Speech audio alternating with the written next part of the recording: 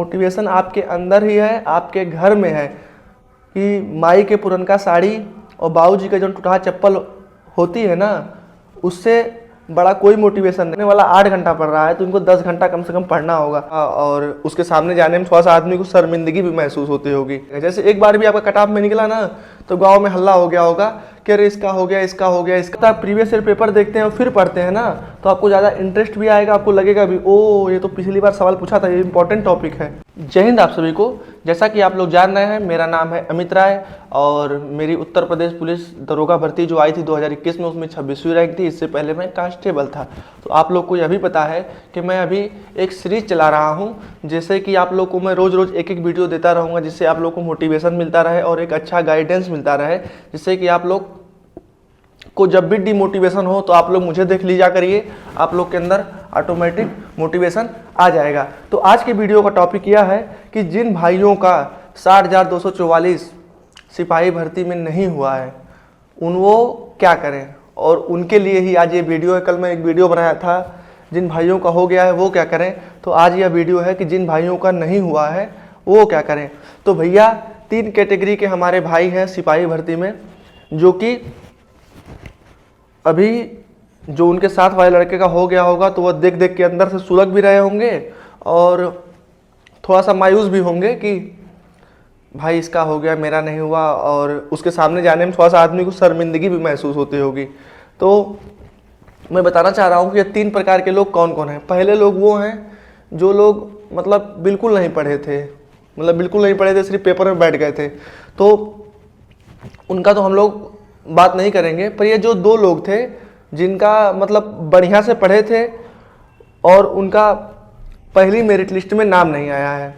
दूसरे लोग वो हैं जो मेहनत से पढ़े थे, उनका किसी कारणवश पेपर बिगड़ गया या फिर पहली जो मेरिट लिस्ट निकली थी उसमें नाम नहीं आया है। और दूसरे भाई वो हैं जो भाई हमारे लास्ट मतलब कि डीबी भी करा लिए, रनिंग भी कर लिए, और लास्ट में जो 1,10,000 बच्चे छठे थे उसमें से 50,000 लड़के, जाहिर सी बात है उनका नहीं हो पाएगा, तो वो लड़के हैं। तो इन दोनों के दिल पर जो बीत रही होगी, मतलब पहले वाले तो हो गया था, पहले ही कंफर्म हो गया था कि ये नहीं हुए हैं तो कोई बात नहीं है, पर यह जो लास्ट में लड़कों का नहीं हुआ है इनके ऊपर जो बीत रहा होगा वह मैं समझ सकता हूँ कि क्या होता है। जैसे कि आप लोग जब पेपर निकाल लेते हो तो घर वालों को क्या होता है कि उम्मीद लग जाती है कि अब लड़का मेरा हो जाएगा। जैसे एक बार भी आपका कट ऑफ में निकला ना तो गांव में हल्ला हो गया होगा कि अरे इसका हो गया, इसका हो गया, इसका हो गया। उनको ये थोड़े मालूम रहता है कि अभी एक फाइनल लिस्ट आने वाली है, इतने लड़कों का अभी सिलेक्शन हुआ है, फिर कट ऑफ बनेगी तो कट ऑफ में इतने लोग आएंगे। जैसे पहली कट ऑफ जब निकली थी तो 1,74,000 लोग थे, रनिंग के बाद 1,10,000 लोग बचे, उसके बाद 60,244 लोग का सिलेक्शन हुआ, 50,000 लोग नहीं हुए। तो गांव वालों को ये नहीं मालूम होता है, गांव में तो हल्ला हो गया होगा आप लोगों के कि अरे इनका फलनवा का लड़का हो गया तो इनका लड़का हो गया है। तो ये सब सारे चीज़ों के दुख को कैसे हैंडल करें और क्या करें कि हम लोग वापस से कम बैक मारें, ठीक है ना भैया। तो सबसे पहली बात पहले लड़कों के लिए जिनकी पहली कट ऑफ नहीं निकल पाई, तो उनसे मैं ये कहूँगा कि आप लोग को मेहनत की ज़रूरत है और प्रीवियस ईयर पेपर के साथ साथ सिलेबस लगाइए। मतलब प्रीवियस ईयर पेपर देखिए और यह देखिए कि सिलेबस में से कहाँ कहाँ से प्रीवियस ईयर में पूछा गया है। जैसे क्या होता है, प्रीवियस ईयर पेपर देखते हैं और फिर पढ़ते हैं ना तो आपको ज़्यादा इंटरेस्ट भी आएगा, आपको लगेगा भी ओ ये तो पिछली बार सवाल पूछा था, ये इंपॉर्टेंट टॉपिक है, ठीक है ना। और उसके बाद आप लोग सिलेबस लगाने के बाद मॉक टेस्ट मारिए और रिवीजन, ठीक है ना। ये सब चीज़ आप लोगों के लिए इम्पॉर्टेंट है।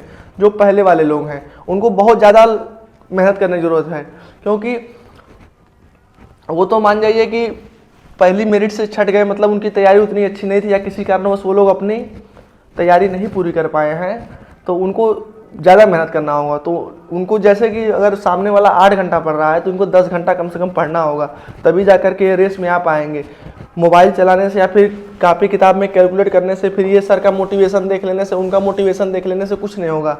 मोटिवेशन आपके अंदर ही है, मोटिवेशन आपके अंदर ही है, आपके घर में है कि माई के पुरनका साड़ी और बाबूजी का जो टूटा चप्पल होती है ना, उससे बड़ा कोई मोटिवेशन नहीं है। मतलब जो तुम्हारी माँ पुराना साड़ी पहनती है, पता नहीं माँ बाप, मैं तो देखता था कि बच्चों के लिए 2-2 3-3 साल तक कोई नया कपड़ा नहीं खरीदते हैं कि बाबू की हमारी शिक्षा अच्छे से पूरी हो जाए।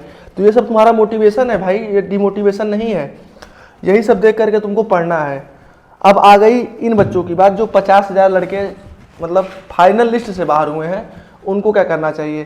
तो मैं आप लोगों से बता रहा हूँ कि अगर आप लोग जीवन की सबसे अधिक ऊंचाइयों पर हैं और आप लोग आ करके गिरते हैं ज़मीन पर, मतलब जीरो पर आते हैं, तो आपके पास 2 रास्ते रहते हैं। या तो आप लोग उस चीज़ को छोड़ दीजिए, मतलब ऊंचाई पर थे और ज़मीन पर आ गए हैं, तो या तो उस चीज़ को छोड़ दीजिए जिसकी तैयारी किए हैं या जिसके लिए मेहनत किए हैं, क्योंकि आप तो जीरो पर आ गए हैं। और दूसरा चीज़ ये है कि अगर आप लोग जीरो पर आ गए हैं, मतलब दोबारा से जहाँ थे वहीं आ गए हैं, तो आप लोग ज़िंदगी को थैंक्स बोलिए कि चलो हमको तुम फिर से शुरुआत करने का मौका दी हो, और इस बार जब मैं शुरुआत करूँगा ना तो मेरी शुरुआत तो शानदार होगी और अंत जो होगा ना वो यादगार होगा।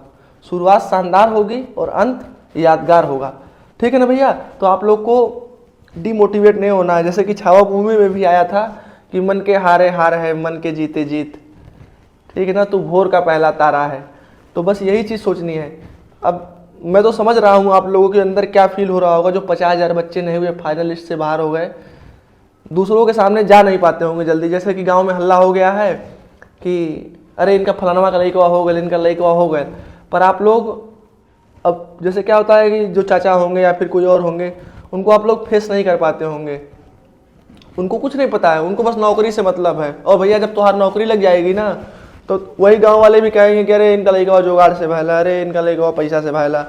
गांव में यही सब चलता है। जो हो जाता है उसके पीछे पढ़ने वाले लोग पड़ जाएंगे। और क्या होगा, जब तुम्हारा हो जाएगा तो लोग जो तुमसे रहेंगे दूर दूर ना, वो भी तुम्हारे पास आ जाएंगे। जो कभी तुमसे कोई बात नहीं किए होंगे या फिर कभी तुम बोले होगे कि 5 रुपए की पेन खरीद के दे दो तो मुंह चमका के हट गए होंगे, वो सब तुम्हारे भाई बन जाएंगे। कोई तुम्हारा अलग रिश्तेदार बन जाएगा, सारे रिश्तेदार जाग जाएंगे और सब लोग तुम्हारे रहेंगे जब तुम सफल रहोगे। पर जब असफल रहोगे ना तो तुम में से उनको महक आने लगेगी, वो तुमसे दूर भागने लगेंगे। तो यह सब चीज़ें हैं। तो अपने आप को आप लोग मोटिवेट कैसे रखेंगे। इतना तो सब कुछ हो गया कि शर्मिंदा होना पड़ता होगा या फिर दूसरों से नज़र नहीं मिला पाते होंगे। तो पहली बात कि यह है कि होगा तो 60,244 लोगों का ही, चाहे भर्ती एसआई की 5,000 आए चाहे 50,000 आए, आप लोग का जितनी भर्ती है उतना ही होगा, उससे एक आदमी का अधिक नहीं होगा। यह तो नियति का विधान है। पर अपने आप को कैसे बेस्ट करना है। जो 60,244 में आप लोग गलतियां किए हैं, पहली पॉइंट ये नोट करिए कि जो आप लोग 60,244 सिपाही भर्ती का जो पेपर हुआ था उसमें से बहुत बच्चे ऐसे होंगे जो आते हुए क्वेश्चन को गलत कर दिए होंगे। मतलब pressure, how to handle pressure in exam time, मतलब समझ रहे हैं आप कि कैसे उस प्रेशर को आप हैंडल करेंगे। सबसे बड़ी बात यह है कि आप लोग प्रेशर, एग्ज़ाम के प्रेशर में ही 4-5 क्वेश्चन अपना गलत कर दिए होंगे, और जिससे 1-2 नंबर से आप लोग का, बहुत बच्चे होंगे जिनका 1 नंबर से हुआ नहीं हुआ होगा, 2 नंबर से नहीं होगा, 3 नंबर से नहीं हुआ होगा। तो मैं तो ये कहता हूँ कि भाई अगर आप 0.1 से छटे हैं तो भी आप छटे हैं, और 100 नंबर से छटे हैं तो भी आप छटे हैं। तो आपको फिर से वहीं से दौड़ना पड़ेगा जहाँ से 100 नंबर वाला दौड़ेगा और जहाँ पर 0.1 वाला दौड़ेगा। पर जो 100 नंबर वाला दौड़ेगा वो अनुभवहीन रहेगा, क्योंकि उसके पास उतना अनुभव नहीं रहेगा। पर आप जब फाइनल लिस्ट से सटे हो तो आपके पास बहुत ही ज़्यादा अनुभव। एक कहानी बताना चाहूँगा कि मेरे साथी का एक लड़का था, 41,520 वाली में रनिंग दौड़ा, नहीं हुआ। 49,520 वाली, 49,568 वाली भर्ती थी, उसमें भी रनिंग किया, मतलब फाइनल लिस्ट से उसमें 41,520 में से बाहर हुआ, 49,568 में से बाहर हुआ। 9,534 की थी, उसकी भी पहली कट ऑफ क्रॉस किया, उसमें भी रनिंग किया, उसमें भी उसका फाइनल लिस्ट से नाम कट गया। वन विभाग की में रनिंग थी, वन रक्षक की रनिंग थी, उसमें भी पहली लिस्ट क्रॉस किया, नहीं हुआ। अब जाकर के 5 साल बाद, 2019 के बाद 6 साल बाद उसका अब जाके सिलेक्शन हुआ है। तो आप सोचो कि जो लड़का 6 साल पहले नौकरी पा जाता और मेरे से एक बैच आगे रहता, और मेरे से तेज भी था पढ़ने में, पता नहीं किस्मत उसके साथ क्या की, या प्रेशर हैंडल नहीं कर पाया एग्जाम का, वह नहीं सेलेक्ट हो पाया। तो आप सोचिए वो जब हिम्मत नहीं हारा तो आप लोग क्यों नहीं हिम्मत हार रहे हो। यही सबसे बड़ी चीज़ है कि आप लोग को जीरो से शुरू करना है, फिर से जीरो शुरू करना है। पर आप अब जब जीरो शुरू करेंगे ना तो आपके पास एक अच्छा खासा अनुभव होगा, क्योंकि आप लोगों ने एक एग्जाम निकाल लिया है। 1-2 नंबर से जो हार रहा है उसको मैं ये नहीं कहूँगा कि वो हारा हुआ है, वह किस्मत से हारा हुआ है। तो आप अपने आप को समझ लिए सेलेक्ट ही मानिए, पर किस्मत को या तो दोस्त ही ठहराइए या तो ज़िंदगी को स्वागत दीजिए कि चलो हमको फिर से शुरुआत करने का मौका मिला है और इस बार जो मेरी शुरुआत होगी वो शानदार होगी और अंत यादगार होगा। ठीक है ना भैया। तो ये सब चीज़ हो गई। अब आप लोग को करना क्या है, जो पहले वाले भाइयों को मैं बताया हूँ कि आपको previous year paper plus syllabus plus mock test, मतलब प्रीवियस ईयर पहले देखेंगे, उसके बाद आप लोग सिलेबस जब देखेंगे ना तो आप लोग को समझ में आएगी कि अच्छा ये टॉपिक ज़्यादा इंपॉर्टेंट है। तो करंट अफेयर से यूपीएसआई में क्वेश्चन नहीं पूछे जाते हैं, तो पॉलिटी में से 16, 17, 18 क्वेश्चन पूछे जाते हैं। तो इसमें से क्या कहा जाता है, मूल विधि से 7-8 क्वेश्चन पूछे जाते हैं। तो अच्छा 8 क्वेश्चन पूछे गए मूल विधि में से कौन कौन टाइप के क्वेश्चन पूछे गए हैं, क्या ज़्यादा टफ पूछे गए हैं, क्या ज़्यादा आसान पूछे गए हैं। तो पॉलिटी से जो क्वेश्चन उठाया है वो कहाँ से पुटअप किया है, मौलिक अधिकार से है कि नीति निर्देशों तत्व से है या संघ से है या राज्य से है, राष्ट्रपति से, उपराष्ट्रपति से है, सुप्रीम कोर्ट से है, हाई कोर्ट से है। ये सब चीज़ें आप लोग देख पाएंगे कि कैग से है, महान्यायवादी से है। आप लोग सारी चीज़ें जब देखेंगे तो आपको समझ में आएगी पॉलिटी में हमको ये चीज़ें पढ़नी है। ठीक है ना। तो ये सब चीज़ें आप पढ़ लेंगे। उसके बाद आप लोग जब अपने आप को क्या करिएगा, ज़्यादा से ज़्यादा मॉक टेस्ट की तरफ झुकाइएगा और ज़्यादा से ज़्यादा मॉक टेस्ट लगाइएगा। क्योंकि मॉक टेस्ट देने से आपका क्या होता है ना, आपका पहली बात कॉन्सेप्ट क्लियर होता है और क्वेश्चन समझने का तरीका मालूम हो जाता है मॉक टेस्ट लगाने से कि क्वेश्चन कैसे हम लगाए हैं और यह क्वेश्चन अगर एग्जाम में आएगा तो हमसे लगेगा कि नहीं लगेगा। मैं आप लोग को एक महत्वपूर्ण बात बता देना चाह रहा हूँ कि एग्ज़ाम में हमेशा आप लोग को सरल क्वेश्चन ही सिलेक्शन दिलाते हैं, कठिन क्वेश्चन लास्ट में करना चाहिए। अगर आप मैथ का क्वेश्चन देख रहे हैं और लेंदी क्वेश्चन है तो उसको आप लोग को देखना ही नहीं है, मतलब मिनट भर क्या कहूँ मैं, 10-5 सेकंड के अंदर उसको आप लोग समझ जाइए कि लगेगा नहीं, आप वहाँ से तुरंत हट जाइए। क्योंकि पेपर में आप अगर मूड अपना ख़राब करेंगे तो समझ लीजिए कि आपका कुछ नहीं हो पाएगा, कुछ नहीं हो पाएगा। ठीक है ना भैया। तो previous year plus syllabus plus mock test, यह सब चीज़ें आपको करनी है। और जो डिमोटिवेट कर रहा है ना, किसी की बात को नहीं सुनना है। सबसे बड़ा मोटिवेशन आपके घर में है, आपके अंदर है। आपकी माँ है जो पुराना साड़ी और बाबूजी हैं जो पुराना चप्पल पहनकर घूम रहे हैं। यही मोटिवेशन है कि हमको इन लोगों की आंखों में आंसू लाना है और वो आंसू उस दिन रहेगा जिस दिन मेरी सफलता रहेगी, वो आंसू खुशी का रहेगा। ठीक है ना। तो इतना आप लोग को काम करना है और डिमोटिवेट नहीं करना है। ज़िंदगी को थैंक्स बोलिए कि हमको ऊंचाई से तुम ज़मीन पर लाई हो, तो हम छोड़ेंगे नहीं, हम तोड़ेंगे और नई शुरुआत फिर से करेंगे। पर इस बार जब हम लोग शुरुआत करेंगे तो वो शुरुआत मेरी अनुभवहीन नहीं होगी, अनुभव के साथ होगी। जो आपके साथ रनिंग लगाएगा वो समझ लीजिए, एक तो आपका सिलेक्शन नहीं हुआ है, आप कहाँ गलती की हो, अपनी गलतियों का सारा एनालिसिस आप कर लीजिए कि मेरे साथ पेपर में क्या क्या चीज़ गलत हुई, कौन कौन से टॉपिक मुझे नहीं आ रहे थे। उन सब चीज़ों को आप कवर करके अपने आप को बेहतरीन बना सकते हो। जैसे होता है ना कि कमियां तलाश के कहीं मैं काबिल ना हो जाऊं, तो आप लोग को अपनी कमियां तलाशनी है भैया। इतना ही बताना था। हमारी वीडियो कैसी लगती है आप लोग बताइएगा। आप लोग को हार नहीं मानना है जब तक कि डबल स्टार कंधे पर नहीं लगा लेना है। ठीक है ना भैया। जय हिंद, जय भारत।